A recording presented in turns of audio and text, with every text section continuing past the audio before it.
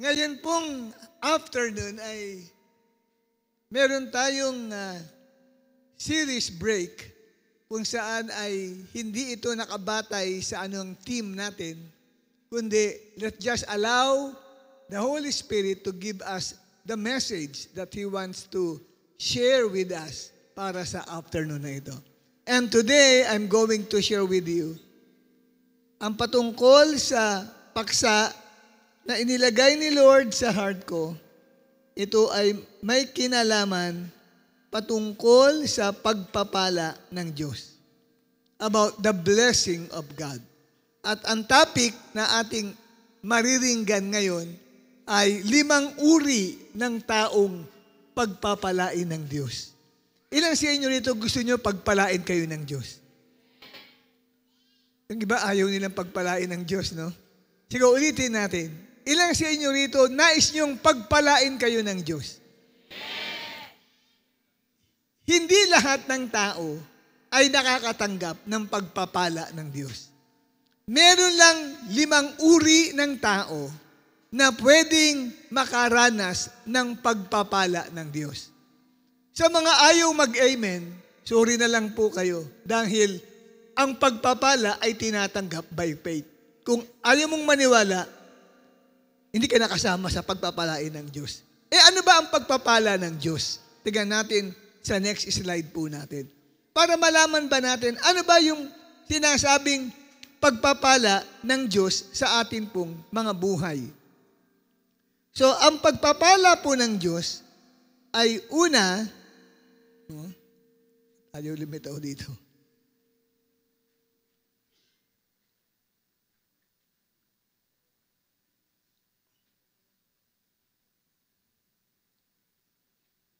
Ito ay tumutukoy sa mga mabubuting bagay na ginagawa ng Diyos sa atin. Wag pa yan, hindi pa yan, sis. Hindi ko muna nakuha yung sinend kong revised na teaching ko eh. Luma yung pinakita natin, okay?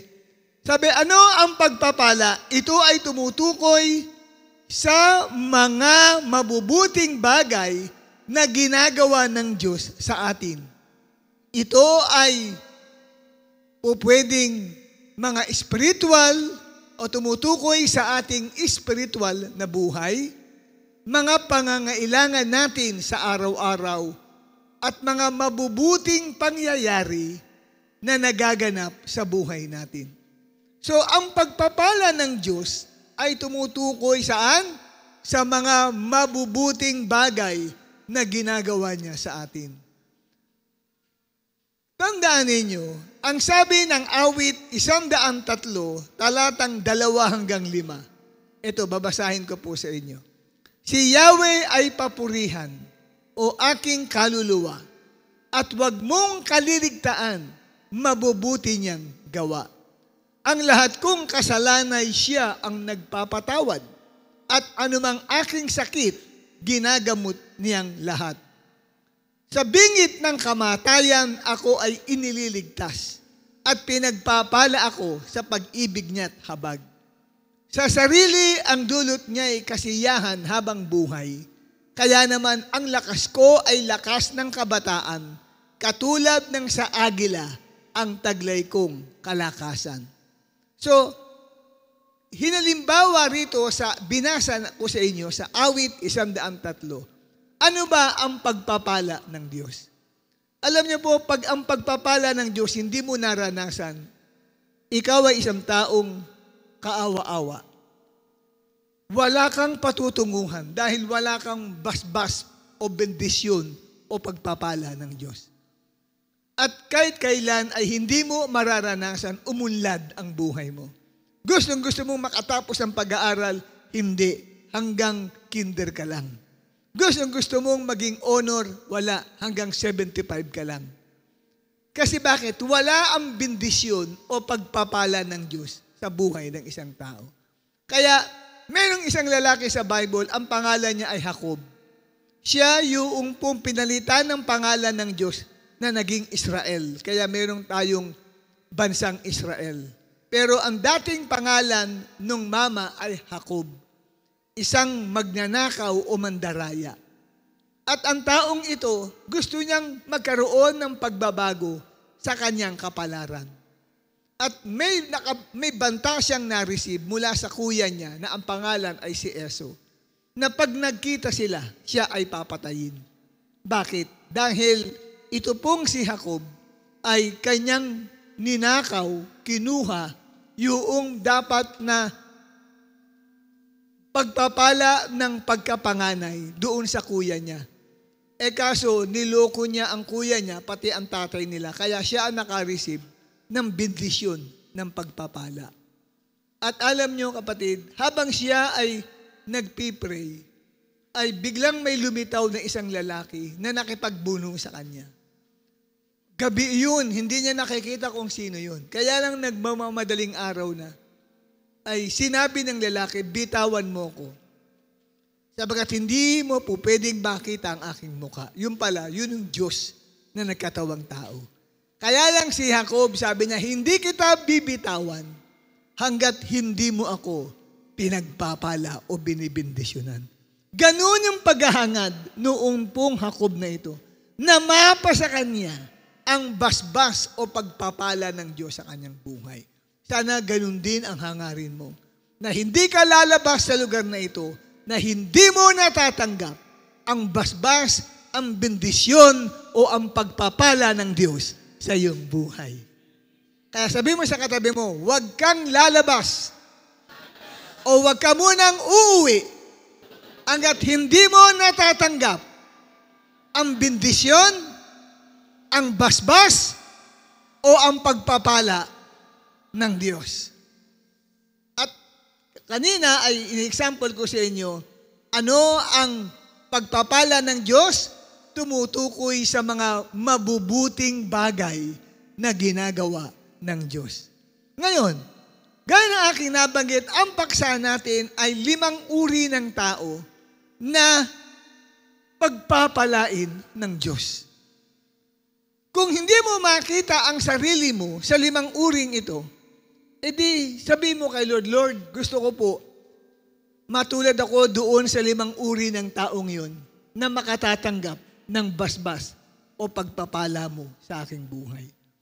Tandaan niyo po yan. Marami sa atin dito, karamihan ay mga kabataan. Mga mapangarapin na kabataan. Gusto ninyo someday, lalo na kung nag-aaral ka ngayon, makagraduate ka with high honors. Amen? Yung iba, with high lang, walang honors. Di ba? Yung iba, makagraduate lang, okay na. Ganun lang ang desire ng iba.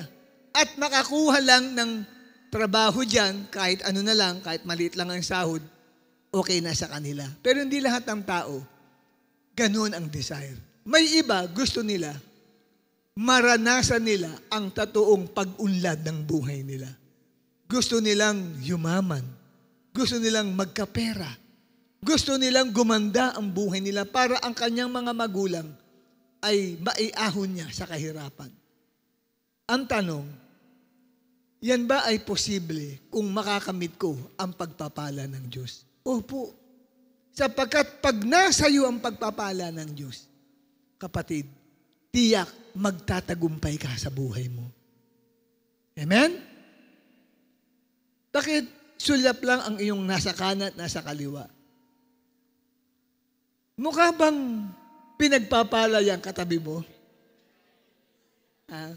O mukhang walang nangyayari dyan sa katabi mong yan? Mukha bang parang walang kwenta yung katabi mong yan? Isang ordinaryo lang? O nakikita mo sa kanya, pinagpapala ang katabi ko? Di ba? Paano nga ba ako? Ano bang gagawin ko para ako ay pagpalain ng Diyos? Una po, ano ang mga uri ng tao na pagpapalain ng Diyos? Number 1, ito po, mga taong nananalig o nagtitiwala sa Diyos.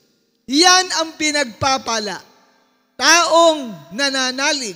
Ibig sabihin ng nananalig, nananampalataya. Ibig sabihin ng nananampalataya ay nagtitiwala sa Diyos. napakahalaga ng pananalig o pagtitiwala. Bakit? Ang tanong ay bakit? Dahil pag ikaw ay naniwala, nagtiwala at sumampalataya sa Diyos, pagpapalain ka dahil tatanggap ka, una, ng buhay na walang hanggan. Makakamit mo ang buhay na walang hanggan. Anong ibig sabihin ng buhay na walang hanggan? Isang buhay na walang patid. Buhay na walang katapusan. Ang buhay natin sa mundo ay may katapusan, may hangganan. Ang sabi nga ng aklat ng Job, Kabanata 14, bawat isa sa atin ay may nakatakdang oras, araw, buwan, taon, kung ilang taon lang ang ilalagi natin dito sa mundo. Kaya pag ikaw pumunta sa sementeryo, makikita mo iba't ibang edad ng tao na namatay na. Merong, nung mapunta ako sa isang sementeryo sa Batangas nakakita ako doon 3 months old lang, patay na. Tapos mamaya katabi niya, ang edad ay 50 years old. Nung lumipat pa ako, merong 80, may 94, 98, may 102 years old pa. So, ibig sabihin, iba't ibang edad. At ang sabi ng Bible, bawat isa sa atin ay may kanya-kanyang taon na pwede lang ilagi dito sa mundong ito. Malay nyo yung katabi mong yun. Katabi mo na yan. Hanggang bukas na lang pala yan. Hindi mo nalalaman. Di ba? Parang nakakatakot, Di ba may ganyan nangyari? Kakwentuhan mo lang. Tapos kinabukasan, napalitaan mo, patay na. At ang kaso, nakalimutang huminga. Parang nanaginip at nang ginigising, wala, nakanganga na lang. Wala nang buhay. Sabi ng mga iba, ano kinamatay? Nakalimutang huminga. May ganun. Kakwentuhan mo lang, kinabukasan, nakaburol na. Pares naranasan ko yan. May isang lalaki, ang pangalan ay si Mandoro na kapitbahay namin. Estudyante pa lang ako noon, tinatawag ako, halika rito. Balita ko, nagba-Bible study ka. Sharean mo naman ako. Sabi ko, pasensya na ho, Mandoro, pagod ho ako, galing sa school. Wala ko pong panahon. Sige na, parang awa mo na. Sige na, sharean mo ako ng Word of God. Saka na lang po, tuloy akong umuwi, pumasok ako sa bahay. Tapos, umaga, pumasok ako sa school. Pagbalik ko, sabi ko, ba't wala si Mandoro? Ba't ang daming ilaw doon sa bahay ni Mandoro? Mamaya nagtanong ako, sino namatay? Si Mandoro namatay. Kahapon lang, tinatawag ako nito, sharean ko daw siya ng salita ng Diyos. Wala akong panahon. Kakwentuhan ko lang, kausap ko lang, patay na. Tingnan mo katabi mo. Ayan, masdan mo siya. Ayan, masdan mo lang Malay mo, yan ang katapusan niyan. Malapit na. At least namasdan mo siya. Di ba? Ngayon, ang tanong, pag namatay ang katabi mo, saan kaya pupunta ang kaluluwa niya? Pag namatay ka, umalis ang iyong espiritu at ang iyong kaluluwa sa katawang yan, saan kaya makakapunta yan? Alam niyo po, kung meron kang pananalig o pagtitiwala sa Diyos, pag namatay ka at aalis ang iyong kaluluwa at espiritu, kung meron kang buhay na walang hanggan, papasok ang kaluluwa mo sa langit. Dahil ang buhay na walang hanggan, ay ito po'y buhay na sa langit nakapiling ang Diyos magpakailan paman. Isang buhay na walang kamatayan. Sa langit, wala nang iyakan. Isang buhay na masaya. Isang buhay na walang karamdaman. Sa langit, hindi na magkakasakit ang tao. Sa langit, punong-puno ng kaligayahan. Yan po ang ibig sabihin ng buhay na walang hanggan. Anong sabi ng 1:6, talatang 47? Basahin natin. Ready? 1, 2, 3. Sinasabi ko sa inyo, ang nananalig sa akin ay may buhay na walang hanggan. Gusto mo bang magkaroon ng buhay na walang hanggan? Yan po ay pagpapala ng Diyos yan. Binibigay yan, libre po yan, walang bayad yan. Hindi na kinakailangan, kapatid, mag-register ka pa. Libre yan na ibibigay sa iyo ng Diyos. Ang kailangan mo lang ay magtiwala o manalig o manampalataya sa Diyos. Sabagat yan ang pinakagrabing pagpapala ng Diyos. Ang ano? Ang buhay na walang hanggan. Meron ka ba niyan? Anong gagawin ko para po makatanggap ako ng ganyang pagpapala? Simple lang. Magtiwala ka kay Kristo. Kung paano ka nagtitiwala sa katabi mo na ang iyong bag ay iniiwan mo lang dyan at hindi mo tinitignan kung yung katabi mo, ang kamay niya maaaring gumagalaw-galaw na at papasok na doon sa loob ng bag mo at kukunin na yung wallet mo at hindi mo, wala, okay lang. Alam mo, may katabi ka. Yung wallet mo, lagay mo lang dyan. Tiwalang-tiwala ka sa Kanya na alam mong hindi magnanakaw yung katabi mong yan. Hindi ka huhudasin yung katabi mong yan. Ganoon ang pagtitiwala sa Diyos. Kampante ka. At alam mo, hindi ka gagawan ng masama ng katabi mo. Bagamat ngayon mo lang siya nakita, pero may tiwala ka agad sa Kanya. Ganoon ang tiwala sa Diyos. Amen? Pag nagtiwala ka sa Diyos, makakatanggap ka ng buhay na walang hanggan.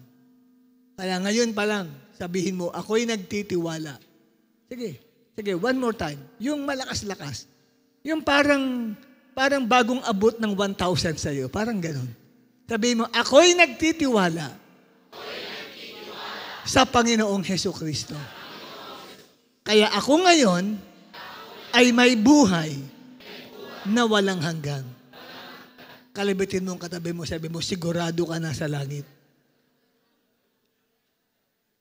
Yan po, pag meron kang buhay na walang hanggan, sigurado ka na sa langit.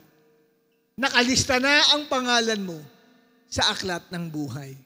At ang ikalawa po dito, mga kapatid, na blessing na tatanggapin mo pag ikaw ay nagtiwala sa Diyos, magiging anak ka ng Diyos. Mapapabilang ka sa pamilya ng Diyos. Hindi ba ako kabilang sa pamilya ng Diyos? Ang nanay ko mabait. Ang tatay ko mabait. Lahat kami sa pamilya ay mababait. Hindi ba kami kasapi ng pamilya ng Diyos? Hindi po ganun. Hindi porke ang nanay at tatay mo ay reliyoso, ikaw ay automatic na kasama na sa pamilya ng Diyos. Tinuturo ng Bible kung paano ka mapapabilang sa pamilya ng Diyos. Sa papanong paraan? Ang sabi ng 1:1, talatang 12. Basahin natin. 1, 2, 3. Ngunit ang lahat ng tumanggap at nanalig sa Kanya ay pinagkalooban niya ng karapatang maging anak ng Diyos. May dalawang bagay para ang isang tao maging anak ng Diyos.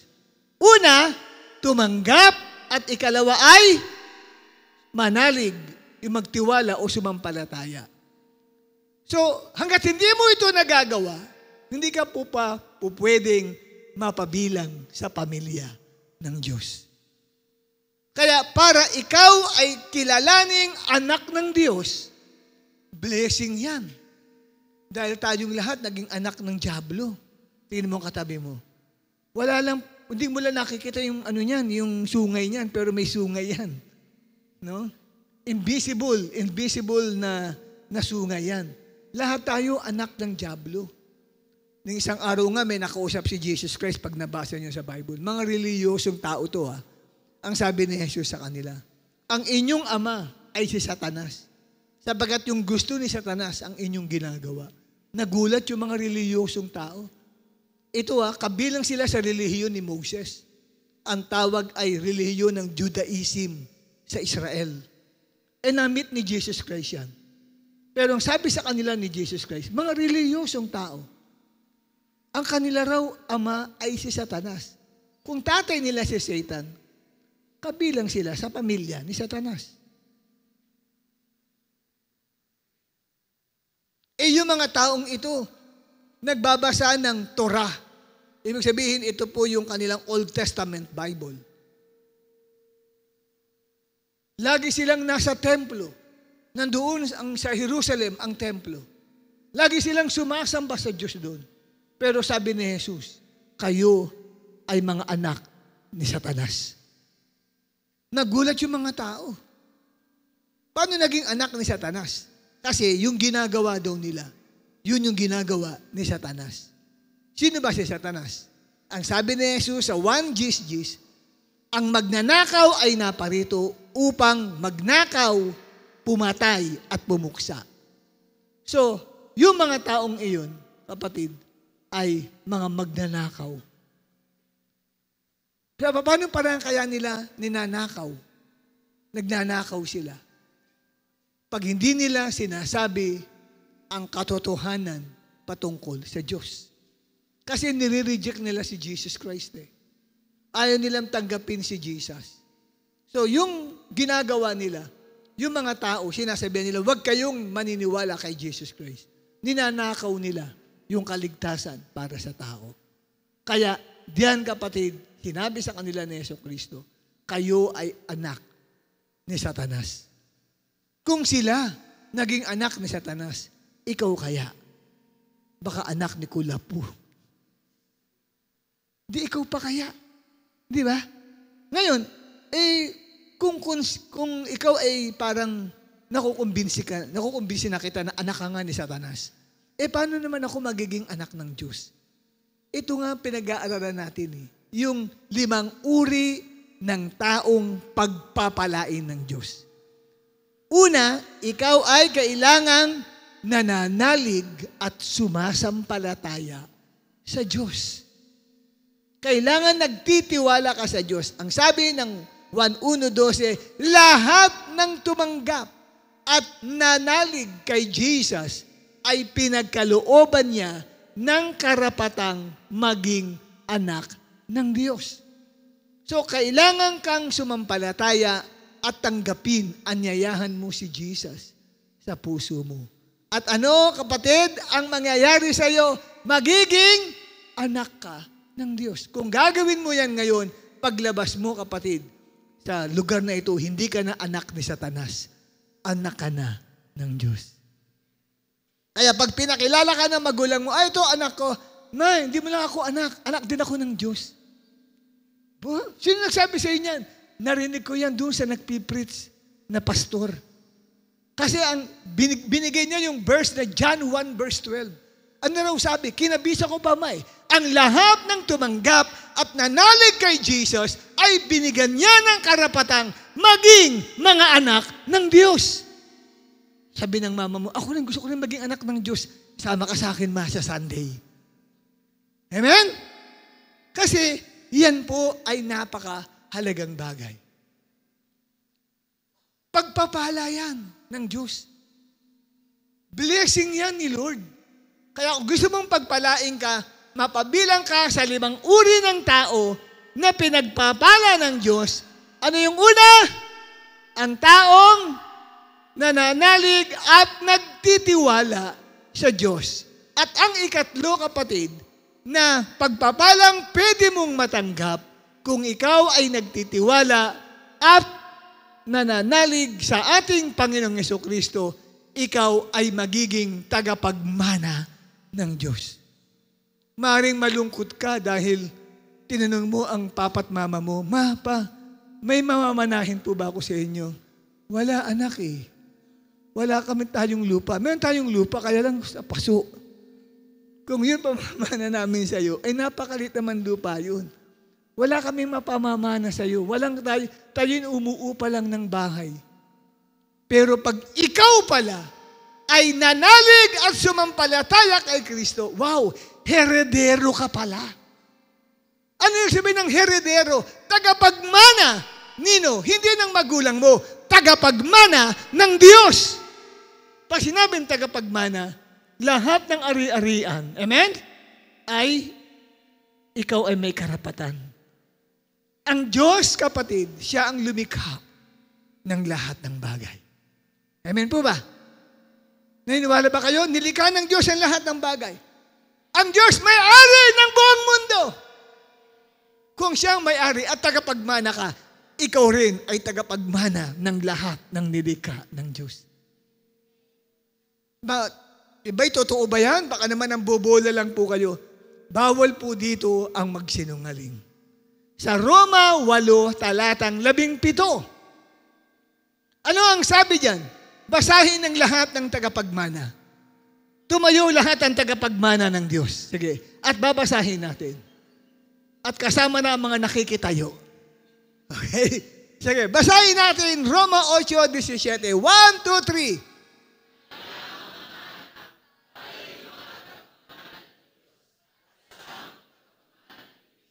Ang tanong, anak ka ba ng Diyos?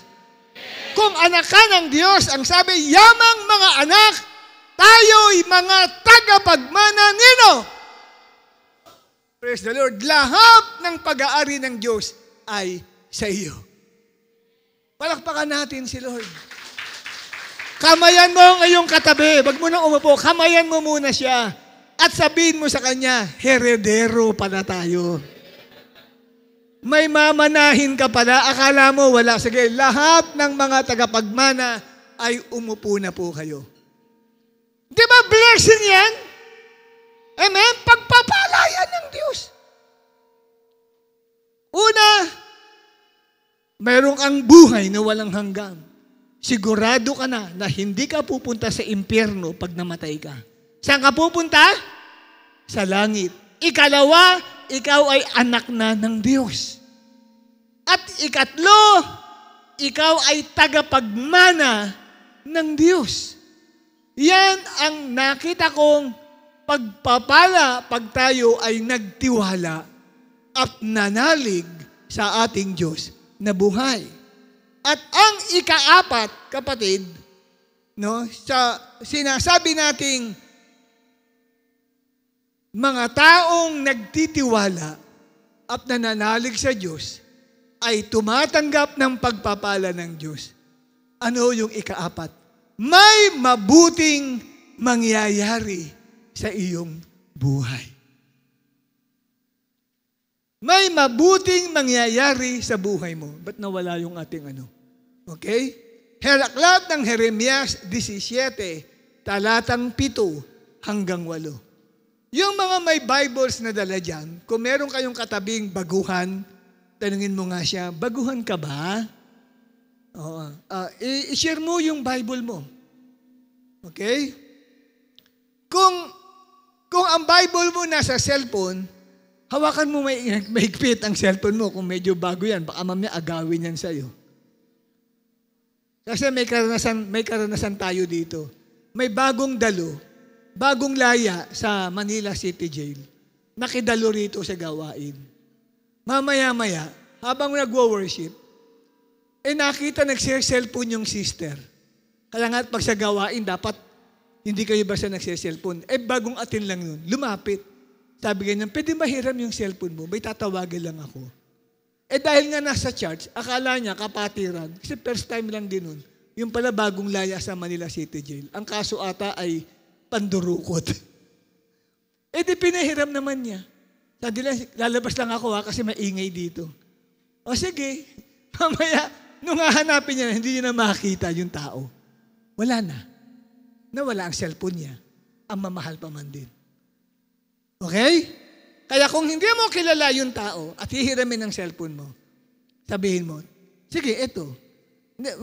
Umalis ka muna. Hindi, gamo. Wag mong iiwan. Kaya kung hindi mo kilala. Okay? Amen? Sabi ko, kung may cellphone ka, nandiyan may Bible application ka, at gusto mong ipabasa, huwag mo iaabot sa kanya at tapos magsisiya lang ako, baka pagbalik mo, nasaan na yung katabi ko kanina, lumabas na rin. Di wala, nanakawang ka. Buti, hindi pa tayo libo rito. Ang hirap pong mabantayan yung ganun, paglibo na ang tao. Buti, konti pa lang, nakikilala natin agad ang mukha ng taong iyan. Okay? At tiyak makikilala dahil tayo po ngayon, kapatid, ay nakikita sa CCTV. Ang buong church na ito ay punong-puno ng CCTV. Kaya kitang-kita ka, alam na alam ka, labas na labas ang iyong kagwapuhan at ang iyong kagandahan. Okay? Kitang-kita kung nakanganga ka, kitang-kita kung humihikab ka. Mapapanood ka. At uso ngayon sa CCTV, cellphone lang, nakikita ka na. Hindi na katulad ng kailangan malaking TV para ma-detect ka. Okay? Kaya, ngayon kapatid, kung may manghiram ng cellphone mo, makikilala na natin ang mukha niya. Yung iba nakasimangot. Bakit kaya? Ay, may CCTV. Okay? Kaya, napapanood kayo mga nakasimangot na mukha nyo, kitang-kita yan. May nanonood sa inyo ngayon. Magngiti ka naman kahit wala kang nginingitian. Aba nakikinig ka. Mga ganun, mga style. At least man lang pag may nag-check, uy, ganda naman ang ngiti naman ni brother, ni sister. Diba? Okay? Sige, basahin natin ang aklat ng Jeremias. Wala tuloy. Jeremias 17, talatang 7 hanggang 8. Pakita natin ang slide natin. Anong problema natin dyan sa ating television ngayon? Break daw muna. Sige, basahin natin. 1, 2, 3. Mapalad ang mga taong nagtitiwala kay Yahweh. Pagpapalain ang umaasa sa Kanya. Katulad niya ay isang punong kahoy na nakatanim sa tabi ng batisan. Ang mga ugat ay patungo sa tubig. Hindi ito manganganib kahit dumating ang tag-init, sapagkat mananatiling luntian ang mga dahon nito. Kahit hindi umulan ay wala itong alalahanin. Patuloy pa rin itong mamumunga. Wow! Inalintulad ang isang tao na nagtitiwala o nananalig sa Diyos sa isang puno na nakatanim sa tabi ng batisan. Pag sinabing batisan, kapatid, ito'y tubigan. Ang mga ugat ay patungo sa tubig at hindi manganganib kahit dumating ang tag-init. Ngayon po kapatid, namumblema ang maraming farmers o magsasaka sa lugar ng Occidental Mindoro. Kaya nagdeklara na po ang gobernador ng Occidental Mindoro ng state of emergency sapagkat namamatay na po ang lahat ng puno at lahat ng pananim dahil po walang ulan na pumapatak sa lupain. At yung pong bukid na dapat ay tataniman ng palay, hindi mataniman dahil dry na dry, tuyong-tuyo ang mga bukid. Ano ang dapat gawin? Magtiwala sa Diyos. Dahil ang sabi rito ay kahit dumating ang tag-init, nananatiling luntian o sariwa pa rin ang mga dahon o mga halaman. Kahit hindi umulan, walang aalalahanin. Patuloy pa rin itong mamumunga. Anong ibig sabihin yan, kapatid? Sa gitna ng pangangailangan, naghihirap sa buong community ninyo, walang makain, pero ikaw, sobra-sobra ang pagkain sa loob ng bahay niyo. Bakit? Dahil nagtitiwala ka sa Diyos. Yan ang nagagawa ng nagtitiwala sa Diyos. Sa paanong paraan po maipapakita ang pagtitiwala sa Diyos? Halimbawa, nangailangan ka. Naku, may bayad, may babayaring tubig at kuryente. Saan kaya ako lalapit? Naku, may babayaran akong tuition fee. Walang pera si nanay at saka si tatay. Naisip mo, pupunta ako kay Chelsea. Mangungutang ako kay Chelsea. Chelsea, pautang naman ng 1.5. Hindi yon ang pagtitiwala sa Diyos. Pagtitiwala yun sa tao. Ang pagtitiwala sa Diyos, nangangailangan ka. Naku, may babayaran akong tuition fee, magkano? 5,000. Hindi ko alam saan ako lalapit. Asa nga pala, lalapitan ko ang Diyos. Sabay luhod, Panginoong Diyos na makapangyarihan sa lahat. Nilalapit ko sa iyo ang aming pong problema at magugulat ka na lang, may bibisita sa bahay nyo na magbibigay ng salapi sa iyong pangangailangan. Amen? Yan po ang pagtitiwala sa Diyos. Pag namroblema ka, sino ang una mong tatakbuhan? Ang Diyos, hindi tao. Hindi kaibigan mo. Ang Diyos agad, luhod, pikit, taas ang dalawang kamay, nananalangin ka sa Panginoon. Nandiyan ba kayo? Sabi mo sa katabi mo, kapatid, pigilan mo yung hikab mo. Okay? Kasi nakakawa, nagsimula doon sa isang nakita kong humikab, ba may katabi humihikab na rin. Yung isa naman hirap na humikab, taga nilalabanan yung paghikab. Sabi, kasi kaya ko sinasabi, baka mamaya humikab na rin ako rito, nakakahawa yan eh. Nagpipis ako mamaya, hinto ko. Bakit? Saan ako nahawa? Sa inyo. Okay? Kaya sabi mo sa katabi mo, kaya bantayan mo yung paghikab niya. Kumuha ka ng ipis niya sa tabi mo. Pag nangyaya, sabay, pasok mo agad sa bibig niya. Okay? Para magising siya. Okay? Ayan. So may mabuting mangyayari sa buhay ng isang taong nagtitiwala sa Diyos. Nandyan ba kayo? Magtiwala ka sa Panginoon. Pag may problema ka, kanino tatakbo? Sa Diyos. Hindi agad sa kaibigan mo, kaibigan, nangangailangan ako ng problema ko. At ang tulong sa iyo. Hindi. Tatanungin ng kaibigan mo, lumapat ka na ba kay Lord? Ay, hindi pa eh. Lumapat ka muna kay Lord. Huwag sa akin. Ganun po. Minsan may taong lumalapit sa akin eh. Mga kapatid ko, lumalapit. Kuya, wala pang pambayad ng tubig, ng kuryente. Lumapit ka na ba sa Diyos? Hindi pa. O, sa Lord ka muna lumapit. Sige, luhod ka dyan. Kay Lord muna. Sige, luhod ka dyan. Mag-pray ka kay Lord. Oh.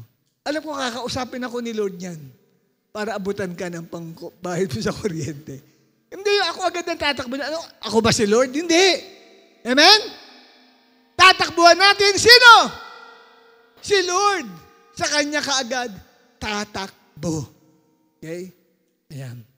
At ang ikalawa, na uri ng taong pagpapalain ng Diyos ay mga taong nagmamahal sa Diyos. Sino mga nagmamahal sa Diyos dito?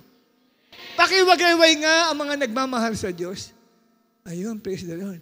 Pakigulo nga ang buhok ng katabi mong nagmamahal sa Diyos. Yun, grabe, hallelujah. Amen? Tiyak bang nagmamahal sa Diyos yan? Mukhang inampas ka ata eh. No? Kung gusto mong pagpalain ng Diyos ang buhay mo, maranasan mo ang pagpapala ng Diyos, magmahal ka sa Diyos. Deuteronomio 7, talatang 9 hanggang 15. Tumayo ang lahat ng nagmamahal sa Diyos.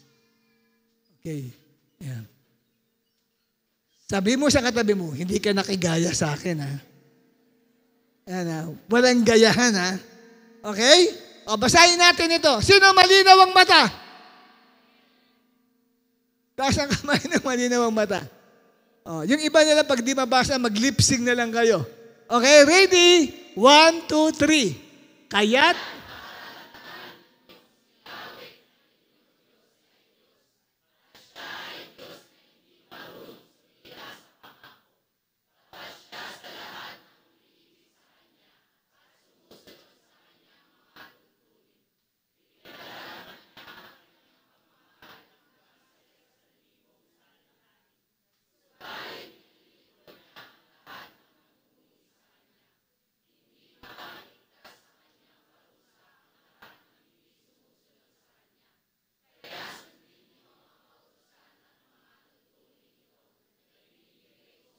Next slide.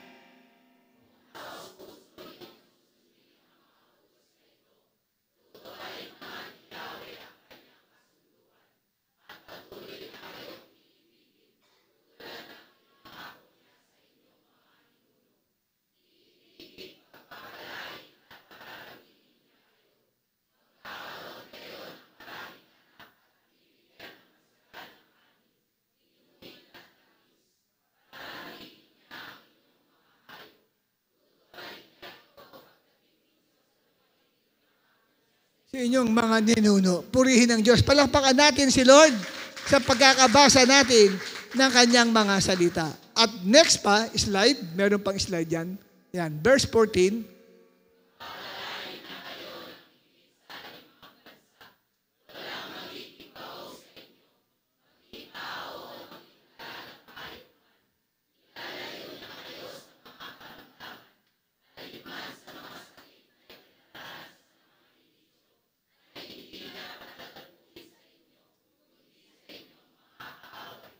Amen. Makakaupo na ang bawat isa sa atin. Ipaliliwanag ko ang kahulugan ng ating binasa. Ang pagmamahal sa Diyos ay ipinaliwanag kung ano ito. Ano ang pagmamahal sa Diyos?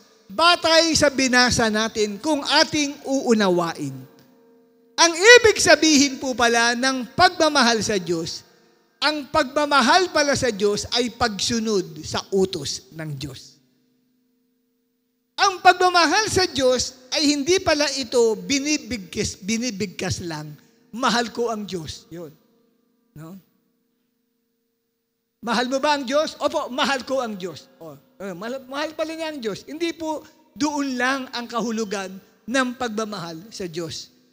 Hindi po ito inaawit lamang, I love you, Lord, and I lift my voice. Hindi po inaawit lamang ang pagmamahal sa Diyos.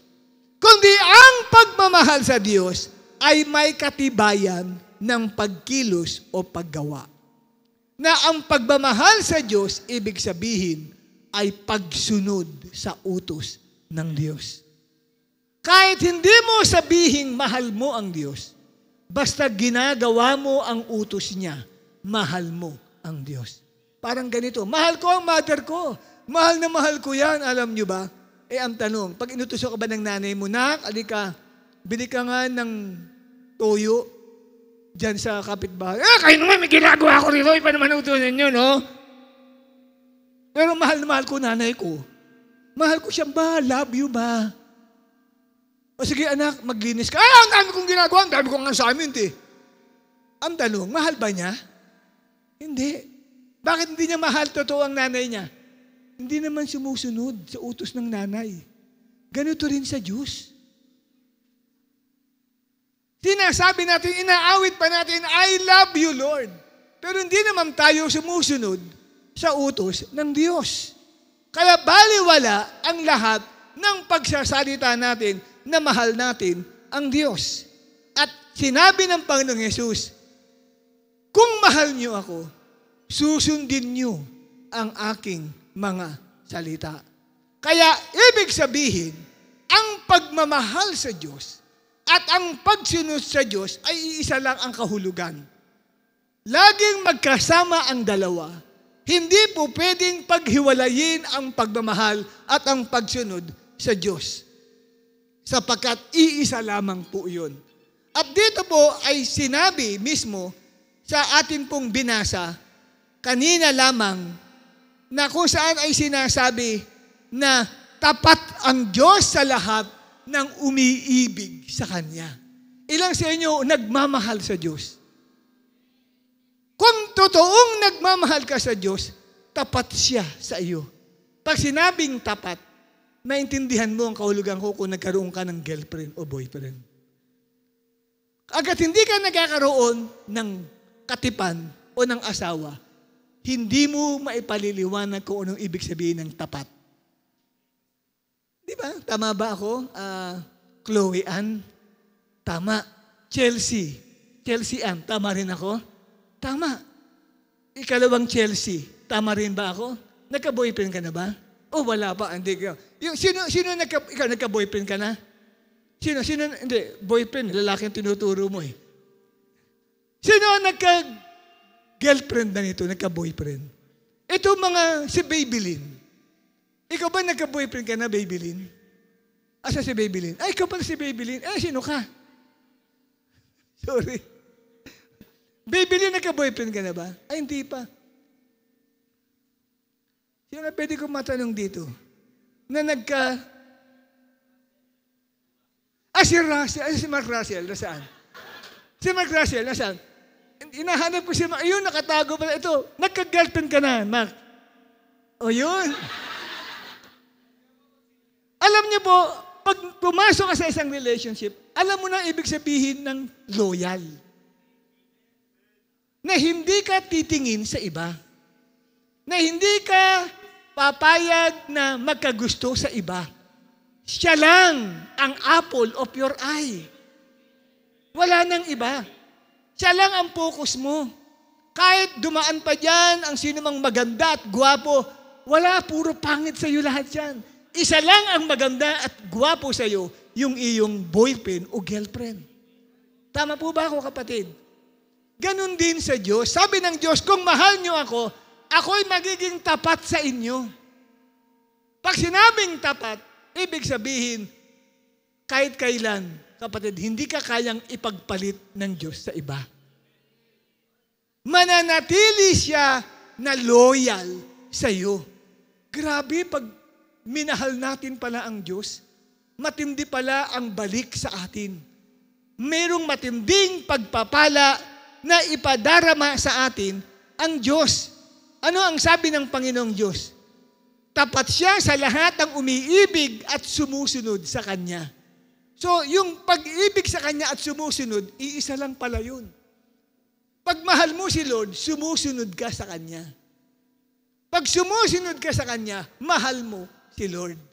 At dito ay sinabi sa atin, kapatid, kung taos-puso ninyong susundin ang Diyos, ibig sabihin, kung taos-puso ninyong mamahalin ng Diyos, tutuparin ni Yahweh ang kanyang kasunduan. Tulad ng ipinangako niya. Ano ang pinangako niya? Verse 13. Anong sabi ng verse 13? Iibigin, pagpapalain, at pararamihin ka ng Diyos. Hallelujah. Amen?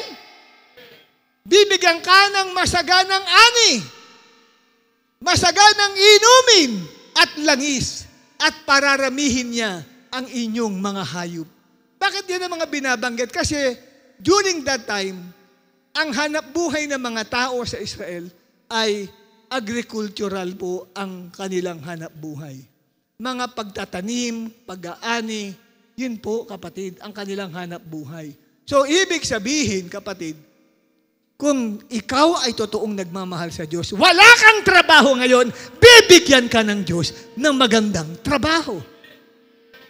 Yun po yun. Naghanap ka ng trabaho, hindi ka mahihirapan na maghanap. Ang trabaho ang maghahanap sa iyo. Tapat ang Diyos kasi mahal mo siya eh. Kaya kung gusto mong pagpalain ka ng Diyos, kapatid, mahalin mo siya.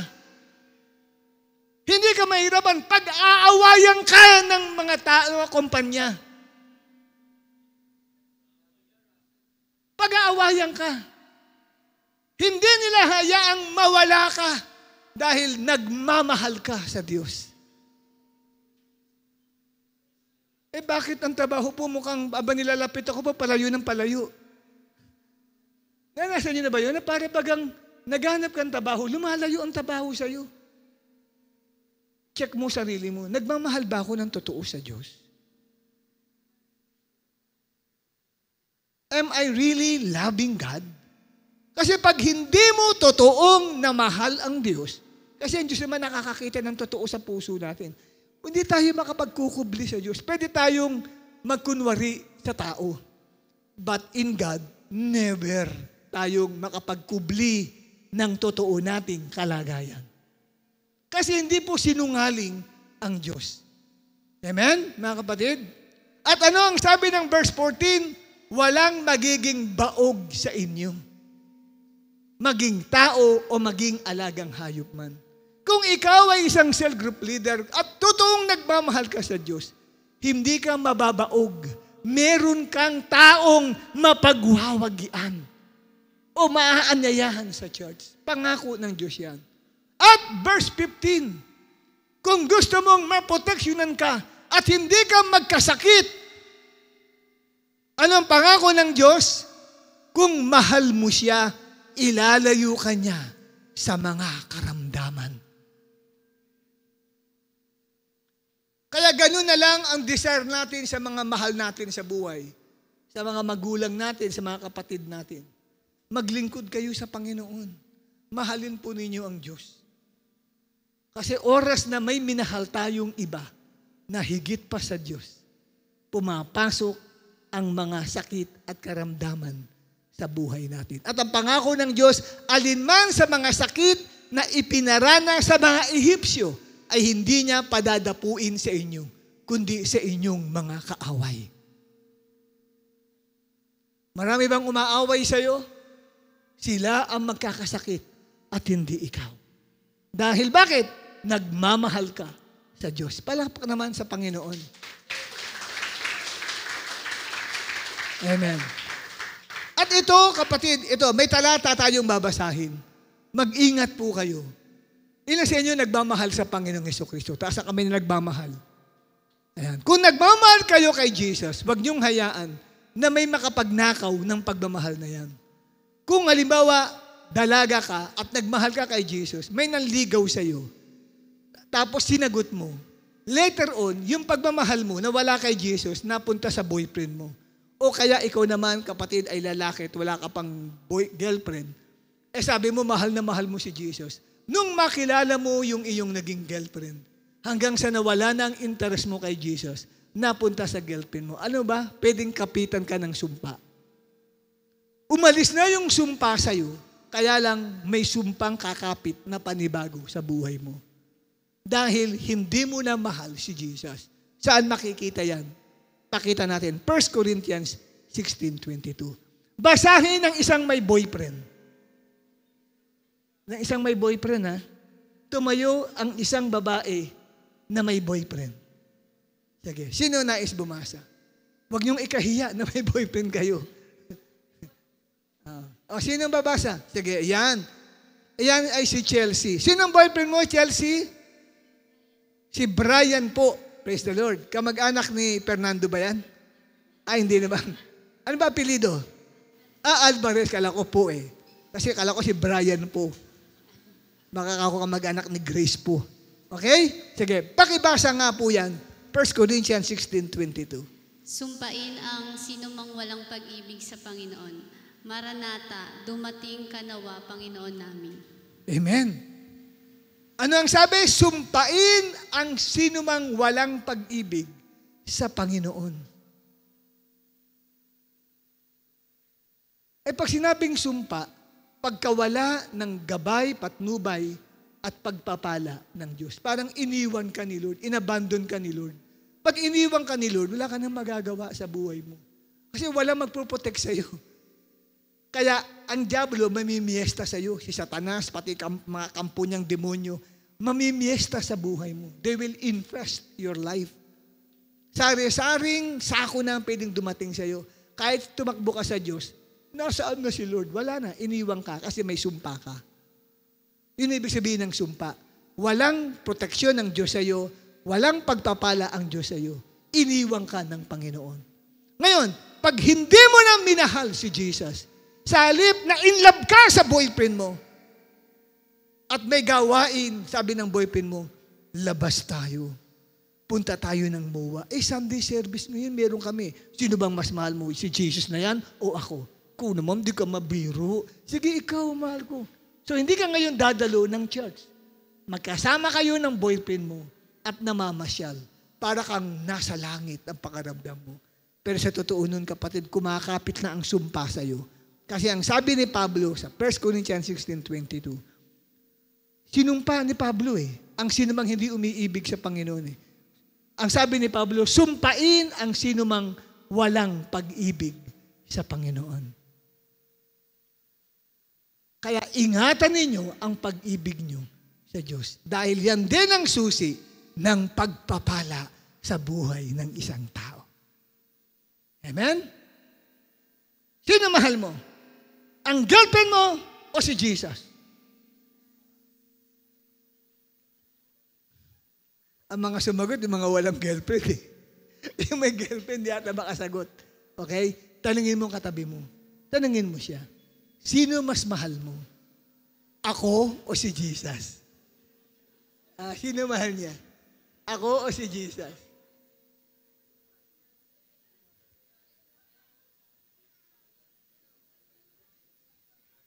Okay?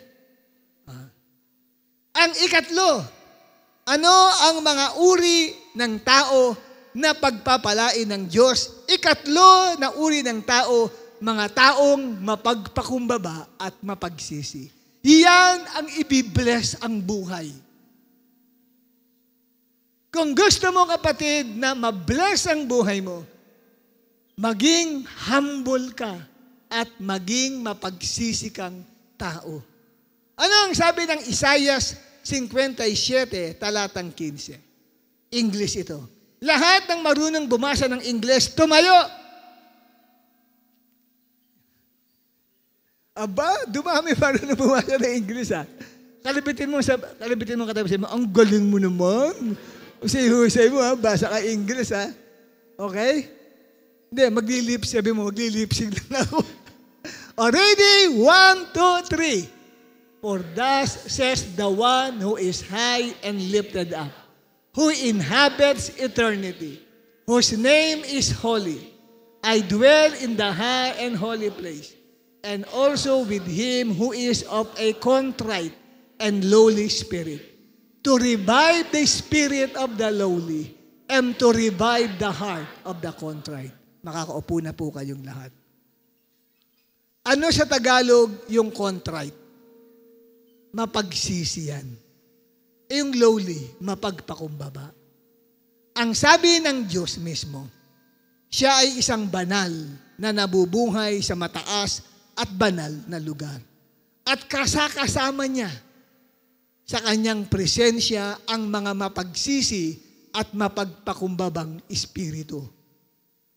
Upang palakasin o i-revive ang espiritu ng nagpapakumbaba at i-revive ang puso ng nagsisisi. Ang sikreto pala upang magkaroon ka ng revival. Pag sinabing revival, to come back to life, something that is dead. Maaaring sa spiritual na kalagayan, wala ka ng interest magbasa ng Bible. Kahit nasa bahay ka, ang Bible mo, hawak mo, pero pag babasahin mo pa lang, parang nasusuya ka, parang wala kang gana. Pag magpipray ka, 5 seconds lang, Lord, Amen. Tapos agad, Lord, tapos Amen. Pag magwo-worship ka, wala kang gana. Pag aayain ka sa cell group nyo, ang dami mong dahilan. Naku, hindi po pwede ako makaka-attend sa cell group namin. Namatay po ang pusa namin. May patay kami ngayon, namatay ang aming aso. Ay, pasensya na po, leader, hindi ako makaka-attend ng cell group natin ngayon. Kasi masakit ang ilong ko. Masakit ang mata. Lahat ng katuwiran gagawin mo kasi tinatamad ka. Ibig sabihin yan, namamatay na ang spiritual na buhay mo. Pagdating ng Sunday service, pahirapan para maka-attend ka sa ganitong pagtitipon. Sasabihin ng cell leader mo, dalo na, gising na. Attend tayo. Leader, parang masamang katawan ko, pero hindi naman. Inaantok lang siya. May iba akong lalakarin ngayon. Wala akong ganang dumalo ng Bible study.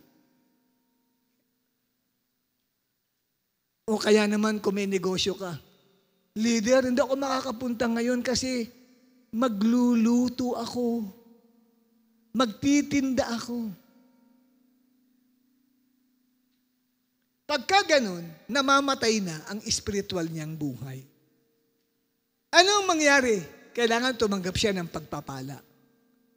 para lumakas muli siya, magkaroon ng interest ang puso niya na gawin ang mga pang-espiritual na bagay para sa Diyos, kailangan niyang magpakumbaba at magsisi. Pag sinabing magpakumbaba, aaminin niya, nagkasala po ako, Lord. Diyos, patawarin mo po ako. Nagkasala po ako. Nagpapakumbaba ka. Pero kung sinasabi sa'yo, may pagkukulang ka sa Diyos, wala akong pagkukulang, okay lang ako. Kamusta na ka sa Panginoon? Okay ako, walang problema. Pero sa totoo lang, backslider ka na sa puso mo eh. Ang tingin mo pa sa sarili mo, okay ka. Nakikita niyo naman ako sa church, di ba? Lagi ako nandyan. Pero sa totoo lang, nandyan ka nga, tulog ka naman pag nagpipreach. Di ba? Sa praise and worship, panay ang hikab mo. Akala mo, ikaw ay kapatid, panuhod-nuhod ka pa, pinatutulog ka lang. Di ba? So, kailangan mong mabuhay uli. Ang tawag ay revival. Nawalan ka ng interest, namatay ang spiritual mo eh. Kaya nawalan ka ng interest. Alam niyo kung bakit ka nakadalo sa gawain? Miracle yan ng Panginoon. Siya ang humila sa iyo. Kasi hindi mo kayang pumunta, lumapit kay Lord eh. Siya ang humihila sa iyo. Yun ay dahil sa panalangin ng mga taong nananalangin dito sa church. Meron tayong intercessor. Promote ko lang itong prayer request form. Ayan. Kung meron kayo mga pangangailangan ninyo, may need kayo, may problema kayo, sulat niyo po sa isang maliit na papel, lagyan niyo po ng pangalan ho ninyo, huwag niyo pong kalilimutan. Kasi, minsan, hinahanap ko yung pangalan na na-assign sa akin na ipag-pray. Hindi ko makita kung sino yung ipag-pray. Nakalimutan bagitin ko anong pangalan. Bagamat sinabi ko nilang, Lord, kilala mo kung sino siya. Ang hirap naman ho nun. Di ba? Lagay po ninyo rito. Prayer request po ninyo. Kasi, pinagpiprayan mula Lunes hanggang Sabado. Araw-araw pinagpiprayan namin na mga intercessor. Iniiyak namin sa Diyos yung inyong hinihingi sa Panginoon. Amen? Kaya itong si Angel Cruz, binigyan ka ng Lord ng desire, napasama ka sa ipinapanalangin. Alam mo ba yun, Angel? Nakita ko si Angel. Tumayo nga si Angel. Ito, anak po ito ni Brother Rudy Cruz. Ang tatay po niya naging masigasig na manggagawa natin sa church. Ito po yung napakalaking lalaki. Busog na busog. Si Brother Rudy Cruz. Yan po ang panganay niyang anak na si Angel. Tumulad din sa daddy niya na lumapa din. Ilan na anak mo, Angel? Isa pa lang ang anak. Isa pa lang yan, ha? Pagka nagdalawa yan, baka dumoble ka lalo. Yan. Kabataan nung araw niyan. Isa rin sa mga dati nung araw na mainit nung araw yan sa Lord. No? Si Angel. Hindi mo na kilala yung mga nandito, no? Hindi ka na rin kilala eh. Sige, salamat, Angel. Palakpakan naman natin si Lord. Ibinalik siya ni Lord. Kasi, parte yun namin mga intercessor na hinihiling namin kay Lord, ibalik ang mga dating dumadalo sa church. Answered prayer yun. Amen po ba? Na ibalik yung dati. At ibalik yung kasalukuyang dumadalo sa gawain. Kaya kailangan natin mapagpakumbaba at nagsisisi. Ano naman ang ibig sabihin ng pagsisisi? Hindi naman ito, nagsisi na ako. Hindi ganun. Ang pagsisisi, kahit hindi ka umiyak, hindi ka lumuha, sinabi mo lang, mula ngayon, hindi ko na gagawin ang kasalanan ito. Period. Pagsisisi na po yun. Hindi ko muna siya uulitin. Halimbawa, nakapagmura ka. Oops, mula ngayon, hindi na ako magmumura. Bigyan na tetap ka, yun na lang. Hindi siya ayaw mo nang ulitin pa yung pagbumura mo. Yun ang pagsisisi. Hindi mo na siya uulitin pa kahit kailan. Nakuha nyo? Dati nanonood ka ng mga bold movies.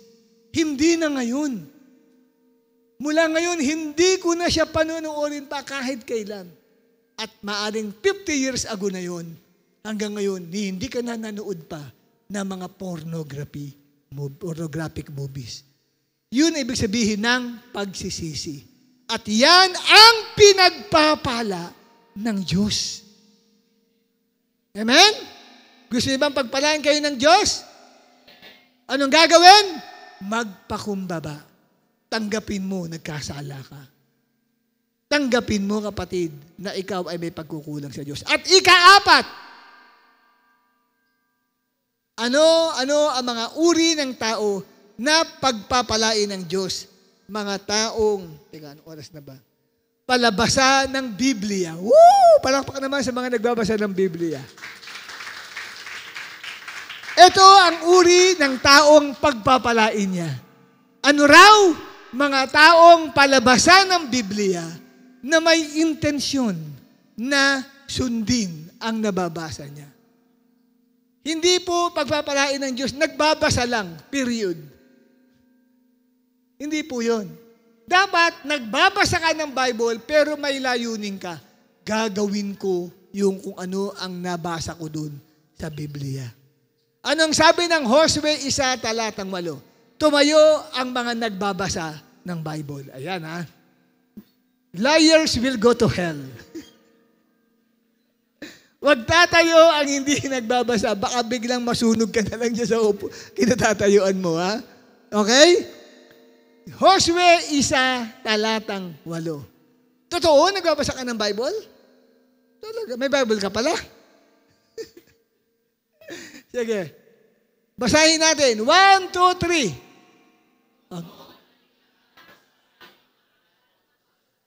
Pagbulay-bulayin mo iyon araw at gabi upang matupad mo ang lahat ng nakasaad doon. Sa ganoon, magiging masagana at matagumpay ang iyong pamumuhay. Palakpakan natin si Lord. Uy, dami ito. Sige, makakaupo na po kayo. Ang daming sinungaling. Sorry. Daming sinungaling tuloy. Okay. So, binasa natin ang sabi, huwag mong kaliligtaang basahin ang aklat ng kautusan. Bible yan. Ang anong gagawin pag binasa? Pagbubulay-bulayin. Ano yung sabihin yun? Pagninilay-nilayin. Ano ibig sabihin?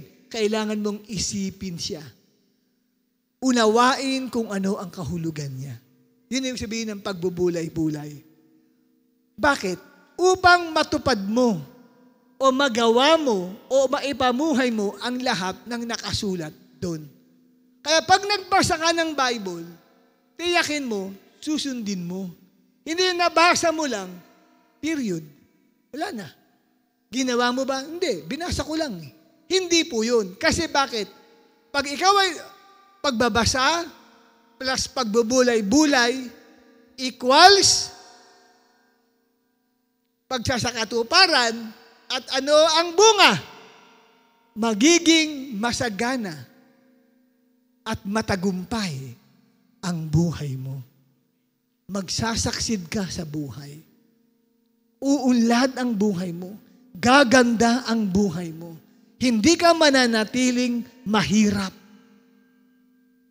Hindi ka mabubuhay na lagi nangungutang at nagpapalimos sa tao.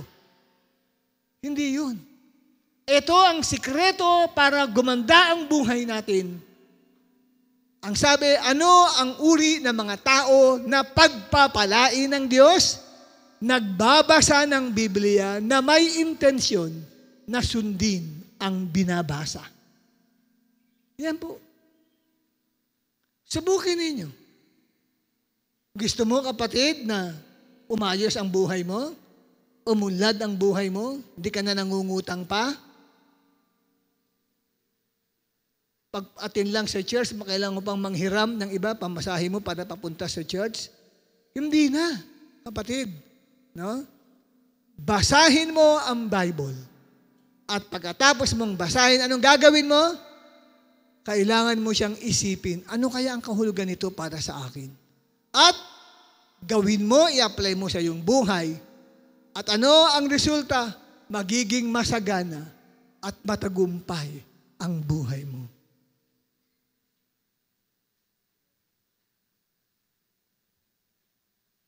Nagbabasa ka ba talaga ng Bible?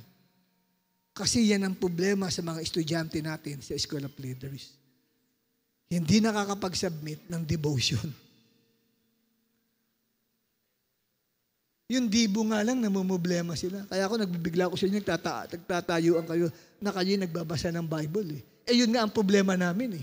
Kaya nga ang dami hindi nakakapagpatuloy ng pag-aaral sa SOL dahil hindi nga nagbabasa ng Bible. Biglang nagtatayuan ng marami. Oh my gosh! Kaya nabanggit ko tuloy, ang daming sinungaling dito. Diba? Hindi nila alam, minsan nagagalit pa sila, ayoko nga, pinipit kayo magbasa ng Bible. Uy, para sa'yo yan. Gusto naming umunlad at magtagumpay ka sa buhay. Hindi para sa amin yun, para sa'yo yun. Kaya wag ka magagalit sa amin. Amen? At hindi ako galit sa inyo. Ako po'y ginagamit lang ng Diyos bilang tagapagsalita ng kanyang mensahe sa bawat isa sa atin. Kung nais mong gumanda ang buhay mo, magbasa ka ng Bible, isip-isipin mo, yung paggawa ng dibo, nandoon yung sa pagbubulay-bulay. Iniisip mo, ano kayang kahulugan nito para sa akin? Bakit sinabi ito ng Diyos? Anong gusto ng Diyos na gawin ko? Kaya pala. Sabi nito sa nabasa ko, kung ikaw ay magiging matapat sa paglilingkod sa Panginoon, ito ang mga pagpapalang gagawin ko sa inyo. Kailangan pala maging matapat pala ako. Kaya mula ngayon, magiging matapat na ako. Yun isusulat mo sa dibo mo. At i-apply mo ngayon yun. Pagiging matapat. See? At magulat ka na lang, gumanda na ang buhay mo. Dati, nangungutang ka, ngayon ikaw na ang inuutangan. Nabaligtad na. Dati sunod ka ng sunod doon sa isang tao, ngayon ikaw na ang sinusundan. Ano yun? Pwede pong mangutang. Wow! Umunlad na ang buhay mo ngayon. Inuutangan ka na. Praise the Lord. Dati ikaw ang nagtatago pag dumating ng pinagkakautangan mo. Ngayon, ikaw ang pinagtataguan ng mga tao. Pag dumating ka, nawawala na sila. Bakit? Kasi nahihiya sila, sisingilin mo sila. Dati ikaw ang nahihiya. Naku, andyan ang Bombay. Tago na. See? Yan po. Lalo na sa inyo, marami sa inyo estudyante rito. Gusto nyo maging matagumpay ang buhay nyo. Makatapos kayo ng pag-aaral. Bagamat hirap na hirap ang mga magulang ninyo sa pagpapaaral sa inyo. Lalo kung marami kayong mga anak na pinag-aaral sabay-sabay. Ang hirap sa isang magulang yun. Ngayon, tulungan nyo magulang ninyo sa papanong paraan. Ayan, magbasa ka ng Bible. Ayan, i-apply mo ang salita ng Diyos na nababasa mo. Tutulungan ka na maging maunlad, matagumpay ang iyong buhay. Makakatulong ka sa magulang mo. Makakatulong ka sa kanila. And one day, kapatid, mapapasalamatan ka ng magulang mo. Salamat, anak. At nag-Bible study ka. Kung hindi ka nag-Bible study, hanggang ngayon sana, nakatira pa rin tayo sa squatter area. Buti natutunan mo ang sumunod sa salita ng Diyos. Okay? And last, but not the least, ikalima. Dito na ako mag-end. Mga taong inuuna ang Diyos sa lahat ng bagay. Ano ang mga uri ng tao na pagpapalain ng Diyos? Mga taong inuuna ang Diyos sa lahat ng bagay.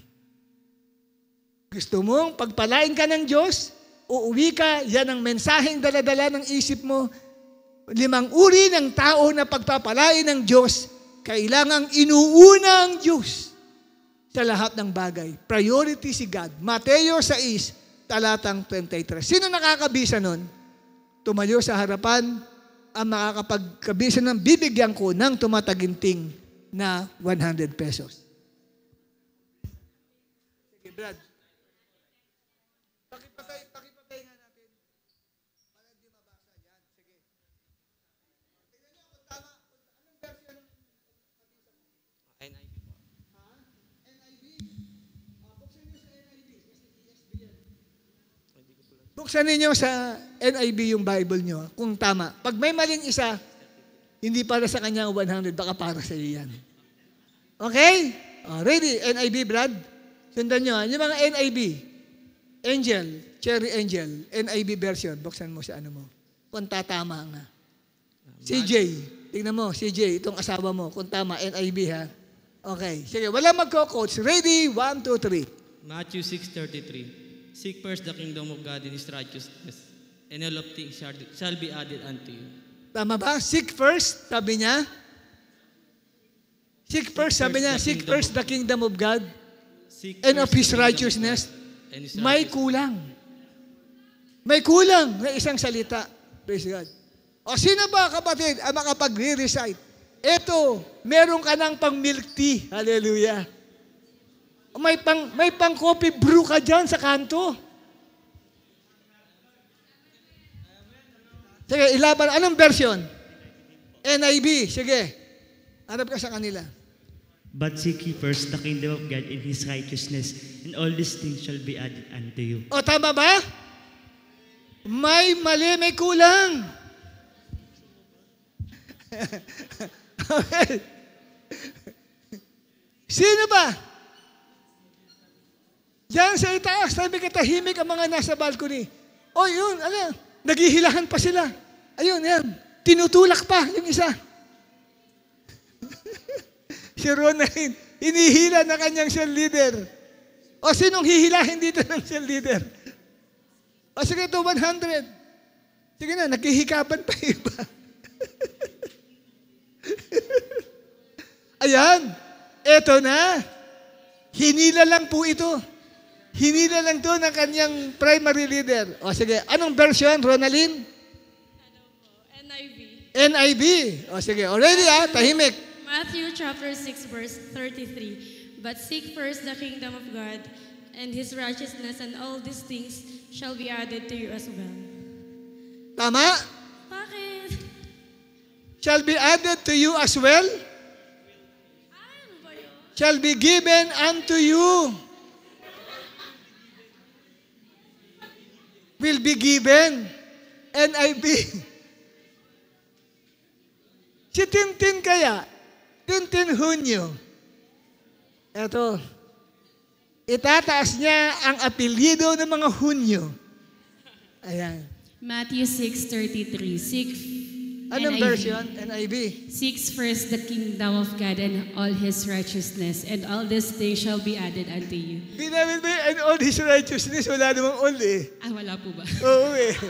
Nabago na po pala. Sabi, wag tayo magdadagdag at magbabawas. Sino pa? Dadagdagan natin ng 50 pesos. 150 na yan.